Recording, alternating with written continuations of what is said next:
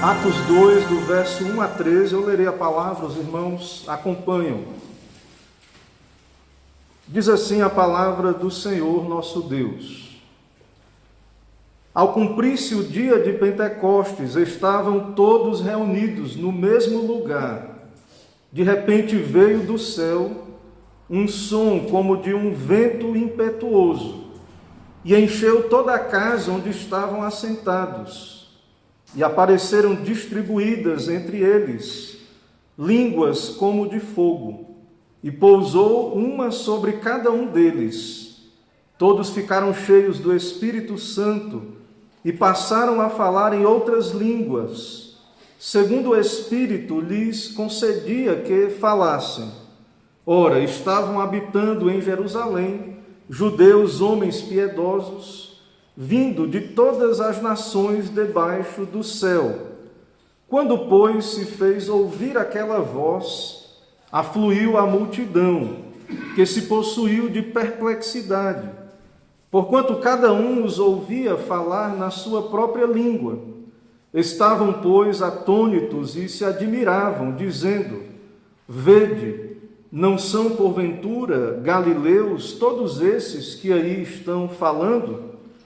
E como os ouvimos falar, cada um em nossa própria língua materna, somos partos, medos, elamitas e os naturais da Mesopotâmia, Judeia, Capadócia, Ponto e Ásia, da Frígia, da Panfilha, do Egito e das regiões da Líbia, nas imediações de Cirene, e romanos que aqui residem, tanto judeus como prosélitos, cretenses e arábios. Como os ouvimos falar em nossas próprias línguas as grandezas de Deus, todos atônitos e perplexos, interpelavam uns aos outros: que quer isto dizer? Outros, porém, zombando, diziam: estão embriagados. Vamos orar, irmãos. Senhor nosso Deus, Pai bendito, Deus todo-poderoso, Senhor nosso, Deus de glória, majestade e poder, te adoramos, te bendizemos, te agradecemos pela tua palavra que nos foi dada, escriturada, preservada para nós, inspirada pelo teu Espírito. Pedimos, ó Deus, que o Senhor, do mesmo modo como inspirou e preservou, se agrade também pelo teu Espírito em falar ao nosso coração, usando a mesma palavra. Assim vem o teu reino aqui, ó Pai. Santifica-nos, aplica as tuas verdades ao nosso coração, dá-nos olhar para Jesus Cristo por meio desse texto e que somente o nome do Senhor seja exaltado nesta tarde. Assim recebe, ó Deus, a adoração e abençoa o teu povo que está unido ao teu Filho, tem comunhão mística já aqui, e que o Senhor assim nos fortaleça também nas graças espirituais que o Senhor nos dá no uso dos meios. É no nome de Jesus que oramos e agradecemos. Amém. Amém. Meus irmãos, nós estamos diante do famoso relato da descida do Espírito Santo no dia de Pentecostes e, claro, observamos no texto que a promessa que afirmamos nos sermões anteriores, nas primeiras partes desse livro de Atos, aquela promessa que o Senhor deu aos apóstolos, ela se cumpriu. E foi cumprida nesse exato dia, no dia de Pentecostes, que é uma festa que acontecia 50 dias depois da Páscoa. Então, essa palavra Pentecostes, ela vem de uma palavra grega, que significa quinquagésimo, ou seja, 50 dias depois da festa da Páscoa. Então, Israel deveria contar 7 semanas, 7 vezes 7, 49, e mais um, para dar essa data na contagem, o dia 50. Então, esse dia de Pentecostes era uma festa solene em Israel. Esse dia de Pentecostes, então, é uma santa convocação. Usamos também o termo, e claro, eles usavam ali, nós também usamos o termo Shabat, ou seja, era um descanso. E, claro, irmãos, é necessário que os irmãos entendam que, sim, o judeu tinha o sétimo dia como um shabat, né, o sábado ou shabat, o sétimo dia, mas haviam outros shabats em Israel, na lei de Moisés, outros dias de descanso, e um destes shabats, ou dia de descanso, era essa festa de Pentecostes. Então, foi nesse contexto, após então a ressurreição de Cristo, ele deu orientações aos seus apóstolos, e então nesse contexto, orando reunidos, como já vimos ali, a igreja reunida, e então nesse contexto o Senhor cumpriu a promessa do envio do Espírito Santo, no contexto então de uma festa chamada Pentecostes, uma santa convocação. Essa festa de Pentecostes celebrava as primícias da produção agrícola, era uma festa de colheita. E também rememorava a entrega das tábuas da lei. Então essa festa rememorava um evento de grande importância para Israel como nação. E algo que muitas vezes alguns não percebem nessa contagem da data dos 50 dias, é que essa festa e esse acontecimento, ele se deu num domingo. Esse acontecimento, este evento do dia de Pentecostes, então, ele acontece num domingo. E então, claro, o Senhor Jesus ressuscita num domingo, isso é marcante. Agora nós temos então esse outro evento histórico importantíssimo para a igreja, o cumprimento dessa promessa, o envio do Espírito Santo para a igreja, para permanecer com a igreja. E isso também se dá num domingo, num Shabat, que era o dia de Pentecostes judaico, e então para a igreja, no Novo Testamento, então nesse dia de descanso. E isso é maravilhoso, irmãos, pensarmos que num domingo o Senhor ressuscitou, venceu a morte em nosso lugar, e pensarmos também que a igreja tem essa data marcante na sua história. Então o Senhor cumpriu a sua promessa e enviou o seu Espírito, que foi derramado sobre a igreja e que permanece com a sua igreja. Então, desde então, o Espírito, então, ele permanece com o povo de Deus. E isso deve nos levar a refletir sobre a importância do dia do Senhor. Isso deve nos levar a pensar nestas coisas. Percebe então que o nosso texto, no capítulo 2, no versículo 1, o texto diz: ao cumprir-se o dia de Pentecostes, estavam todos reunidos no mesmo lugar.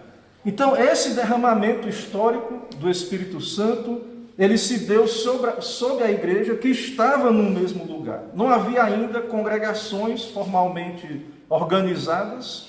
Pedro, mais na frente, no nosso capítulo, irá pregar e haverá uma grande conversão de pecadores. Possivelmente, pelo número de convertidos, haveriam mais congregações em Jerusalém, formando um conjunto de igrejas ali, algo como um presbitério.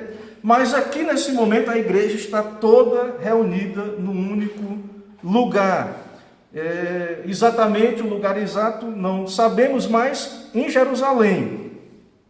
O Senhor escolheu esta cidade para que a partir dela o evangelho então fosse anunciado e pregado até aos confins da terra. E isso então tem a ver, claro, com a escolha de Israel. Também estava determinado pelo Senhor, claro, no seu decreto, anunciado pelos seus profetas. Por exemplo, Isaías, no capítulo 2, 3, falando desta era da nova aliança, diz: irão muitas nações e dirão: vinde e subamos ao monte do Senhor e à casa do Deus de Jacó, para que nos ensine os seus caminhos e andemos pelas suas veredas. Aí veja: porque de Sião sairá a lei e a palavra do Senhor de Jerusalém. Então, foi nesse contexto e lugar, conforme o relato do livro de Atos, que o Senhor decidiu dar este dom maravilhoso para a sua igreja, o envio do Espírito Santo, num contexto de comunhão dos santos. no contexto da igreja. Os apóstolos, os 120 enumerados no livro de Atos, reunidos, aguardando a promessa, em oração, lendo as Escrituras, e então nós vemos que ocorreu esses eventos descritos aí no capítulo 2, especialmente nos primeiros versos aí, do verso 2 e verso 3, especialmente. Então, o texto então nos diz aí, verso 2, de repente veio do céu um som, como de um vento impetuoso, e encheu toda a casa onde estavam assentados, e apareceram distribuídas entre eles línguas como de fogo, e pousou uma sobre cada um deles. Então, uma experiência extraordinária vivida pela igreja, uma manifestação do poder do nosso Deus, um evento grandioso, a descida do Espírito Santo é descrita com esses termos. No verso 2, um som. Então, o texto descreve um ruído grandioso, algo que chama a atenção dos presentes, algo repentino e surpreendente. Então, estavam ali orando e não sabiam como esse evento se daria, não sabia que tipo de manifestação seria o cumprimento da promessa, mas o texto então nos diz que veio um som como de um vento impetuoso que encheu toda a casa. Irmãos, o som de um vento, o vento é uma das grandes forças da natureza, e o Espírito Santo, que é Deus, ele então, o termo, a palavra para Espírito Santo, no hebraico, tem uma palavra comum para o vento e o Espírito Santo, e o vento é uma espécie de poder imprevisível e repentino. Então, um som, o texto diz que um som, uma operação do poder de Deus, foi dado um som, algo audível, e um sinal visível. Línguas como que de fogo foram repartidas e pousaram sobre eles. Então, um sinal auditivo, digamos assim, algo visual, línguas como que de fogo descendo sobre os apóstolos, os santificando e preparando para a obra a qual foram comissionados. E, de fato, o fogo é outro símbolo do poder de Deus nas Escrituras. Nós não cremos, irmãos, que aqui é um batismo com fogo, como alguns dizem, mas é digno de nota de que nessa manifestação do Espírito Santo há fogo, que não é de juízo. O Espírito Santo, então, é derramado sobre a igreja, e como vocês podem lembrar da sarça ardente, por exemplo, que queimava, mas não se consumia. Então o Espírito é dado à igreja, e de fato, então, isso não é juízo, isso é a presença do Espírito com a igreja, capacitando, e é o que vemos aqui. Esse dom do enchimento do Espírito Santo se manifestou nesse contexto aqui, desse dia de Pentecostes. Esse dom do Espírito se manifestou através de uma habilidade de falar em línguas, uma capacidade e línguas inspiradas. O Espírito Santo deu esta capacidade de articular palavras de Deus de modo inspirado.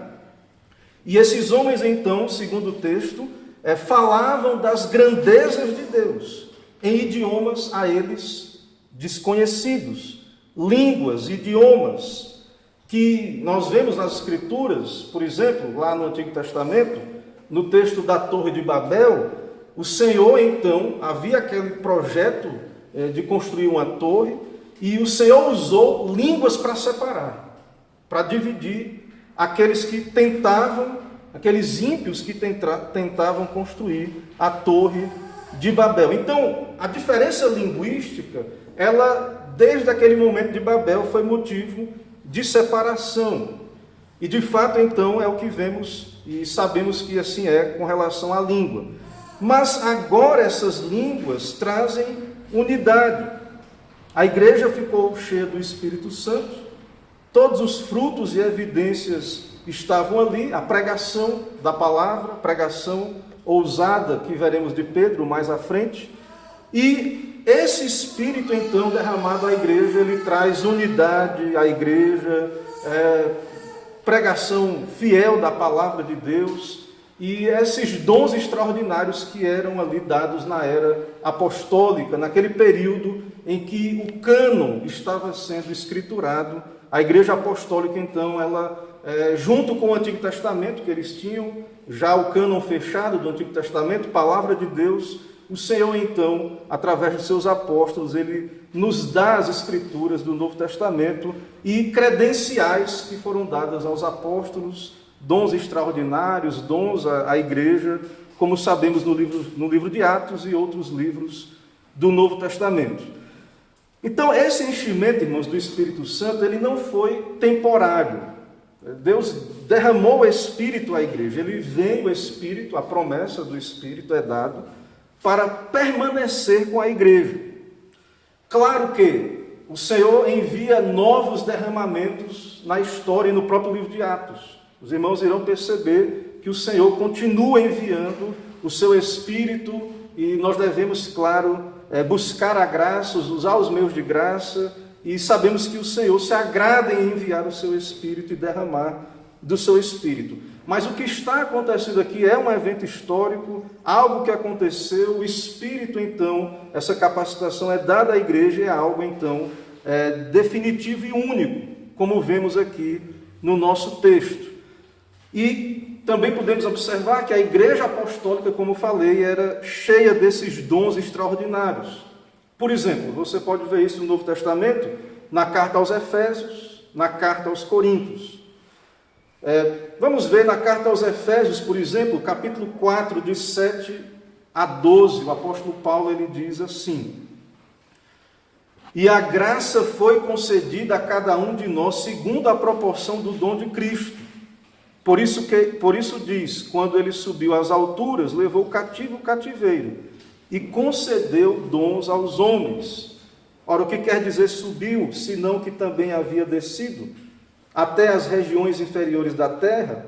Aquele que desceu é também o mesmo que subiu acima de todos os céus para encher todas as coisas. E aí, então, Paulo enumera uma lista de ofícios da igreja apostólica. Ele diz: e ele mesmo concedeu uns para apóstolos, outros para profetas, outros para evangelistas, outros para pastores e mestres, com vista ao aperfeiçoamento dos santos, para o desempenho do seu serviço. Então, o Senhor Jesus estabelece a sua igreja, o Senhor cumpre esta promessa de Pentecostes, e também o Senhor, que subiu às alturas, levou cativo o cativeiro, ele concedeu dons à igreja, ofícios à igreja, especialmente aqui no texto de Efésios.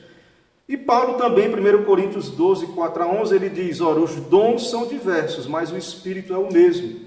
E há diversidade nos serviços, mas o Senhor é o mesmo. E há diversidade nas realizações, mas o mesmo Deus é quem opera tudo em todos. E aí há também mais uma lista de dons da igreja apostólica, quando Paulo diz: a um é dada pelo Espírito palavra de sabedoria, a outro, segundo o mesmo Espírito, palavra do conhecimento, a outro, a fé, a outro, pelo mesmo Espírito, no mesmo Espírito, dons de curar, a outro, operações de milagres, a outro, profecia, a outro, discernimento de espíritos, a um, variedade de línguas, e a outro, capacidade para interpretá-las, mas um só e o mesmo Espírito realiza todas essas coisas, distribuindo-as como lhe apraz a cada um individualmente. Então, você vai encontrar essas listas no Novo Testamento. Mas, irmãos, voltando ao nosso texto, qual é o milagre, qual é o dom, o que está acontecendo aqui no dia de Pentecostes?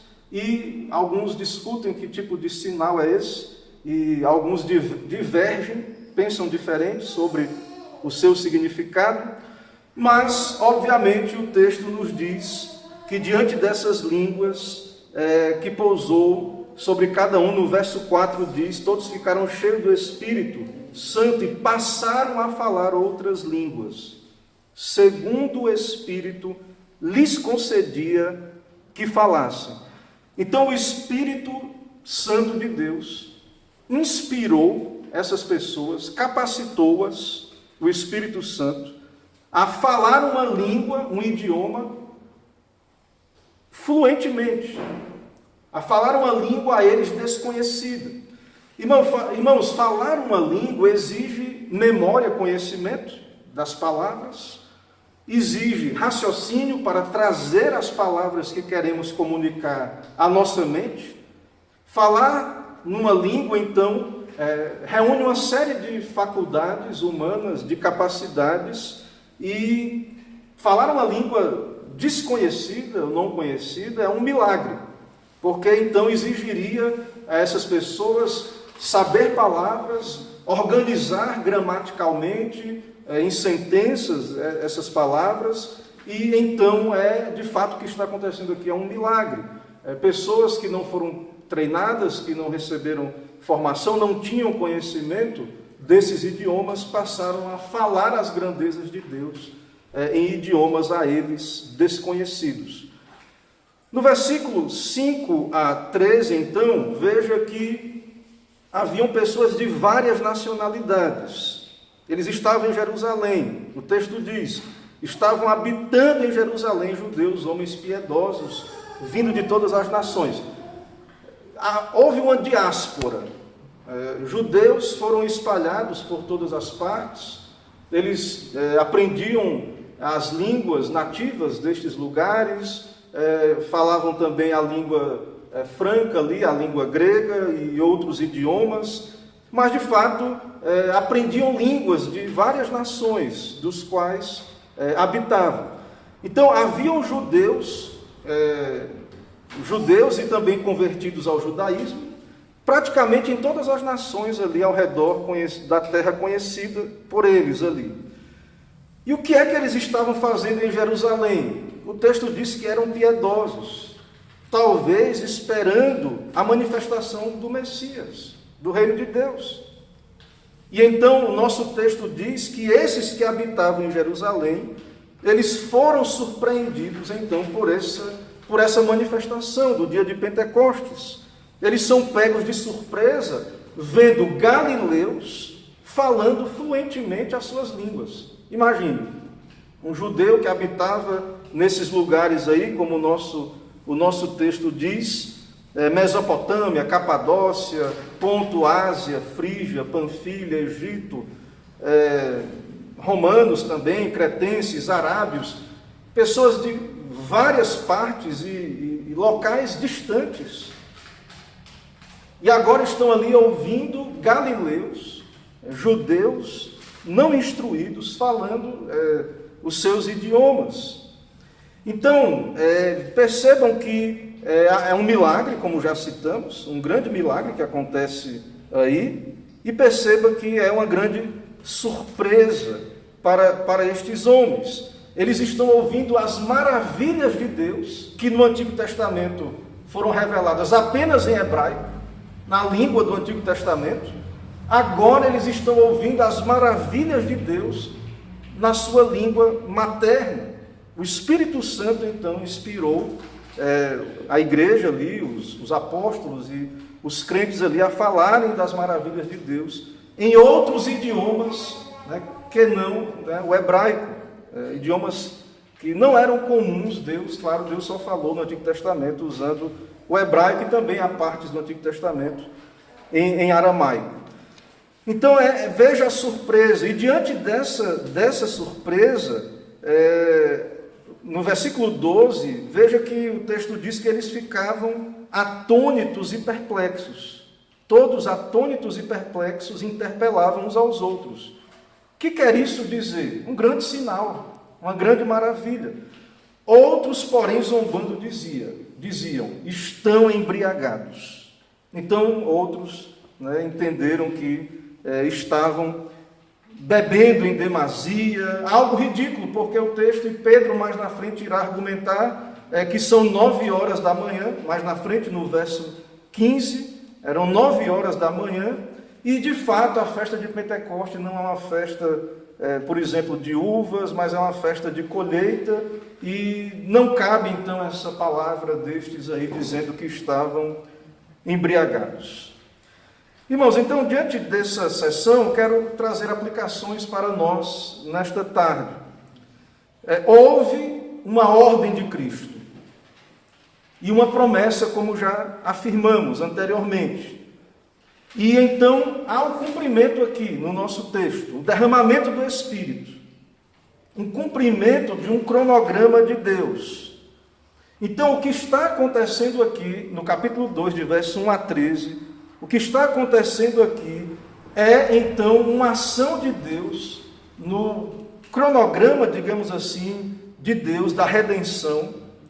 O que está acontecendo aqui não é consequência do cumprimento de exigências espirituais, mas é um ato soberano de Deus. O Senhor, sim, deu ordens aos seus discípulos, o Senhor está cumprindo a sua promessa, mas esse é um ato soberano do Senhor sobre a sua igreja. Esse dom que vimos aí, ele vem do alto, da parte do Pai. O Senhor então envia o seu dom à sua igreja. Não vem de homens ou dos méritos humanos. O texto então nos diz que os discípulos estavam assentados. Eles estavam assentados, reunidos no mesmo lugar, e então, veja no final do verso 2, de repente veio do céu um som como de um vento impetuoso, encheu toda a casa, aí veja, onde estavam assentados, eles estavam reunidos, estavam assentados, e Deus cumpriu a sua promessa, Deus derramou o seu Espírito. Não sabemos, não há um detalhe se estavam orando nesse exato momento, ou de joelhos, não há detalhes especificando outras coisas, senão que eles estavam obedecendo, permaneceram em Jerusalém, estavam reunidos e estavam assentados. Então, tudo no texto aponta para um dom, um presente de Deus, um cumprimento da promessa de Deus. E outro detalhe é que não há assim, alguns receberam e outros não receberam. Não há aqui alguém que tenha ficado de fora desse recebimento do Espírito Santo. Todos foram cheios do Espírito Santo. Então não há uma classe especial de crentes, e aqui, claro, sabemos é o cumprimento da profecia de Joel, no capítulo 2, todos ficaram cheios, os apóstolos, homens, mulheres, jovens, velhos, como Joel profetizou. Então, o que está acontecendo aqui é o cumprimento das profecias, das promessas de Deus, e que, segundo a profecia de Joel, por exemplo, antecipam a vinda de Cristo, o dia do Senhor, o dia final da volta de Cristo, que é o dia do Senhor, o dia final nesta terra, neste tempo, antes da consumação. Então não há uma categoria especial de crente que recebe o Espírito Santo aqui. E vemos aí esse sinal do Pentecostes. Alguns entendem que o milagre foi nos ouvidos. Eles falavam ali em línguas e as pessoas entendiam na sua língua, mas o texto diz que Deus deu, pelo Espírito Santo, inspiradamente, cada um falar línguas de outros idiomas, no caso. Então, é claro que muitas pessoas falando junto, isso deve ter sido confuso. É tanto que o texto diz que alguns achavam que eles estavam bêbados. Então, cremos que de fato houve línguas inspiradas ali. Os discípulos não sabiam que haveriam de falar outras línguas. Outro detalhe, eles esperavam a promessa, estavam reunidos, o texto diz que estavam assentados, eles não sabiam o que iria acontecer. Como seria esse envio do Espírito Santo? Eles não estavam aguardando falar em línguas ou buscando por isso especificamente. Mas Deus assim determinou. Esse sinal é apropriado para a missão da igreja nesse momento, para esse sinal e para esse milagre. Então eles falaram de fato em outras línguas, outros idiomas. Também essas manifestações, vento, fogo, elas não são mais vistas no livro de Atos. Irmãos, aqui é um evento histórico. O dia de Pentecostes é um evento cumprido, histórico. Esses sinais, o vento impetuoso, as línguas de fogo, isso tudo é específico, é um evento histórico cumprido aqui. E vamos ver línguas nas cartas que na igreja apostólica, esse dom de línguas era usado para a edificação particular daquele que tinha esse dom, na exceção do caso de havendo intérprete, era um dom para edificação. Mas a essência da questão, do que temos aqui no nosso texto, é que o Espírito Santo é um dom. É um dom que o Senhor deu à sua igreja e dá à sua igreja. O Espírito Santo foi dado à igreja e permanece na igreja. Certo? Então, a essência da ideia aqui é este evento cumprido, esse cumprimento da promessa, e o Espírito Santo, então, está com a sua igreja, a igreja do Senhor. Também nós vemos aqui no nosso texto uma prioridade judaica no alvo do Evangelho. Nós vemos no texto e no livro de Atos. Nós vemos uma prioridade judaica. E isso nos mostra, irmãos, a graça do Senhor, porque os judeus, tendo matado o nosso Redentor, sendo infiéis, mas o Senhor permanece fiel às suas promessas. Ele envia, então, o seu Evangelho a partir de Jerusalém.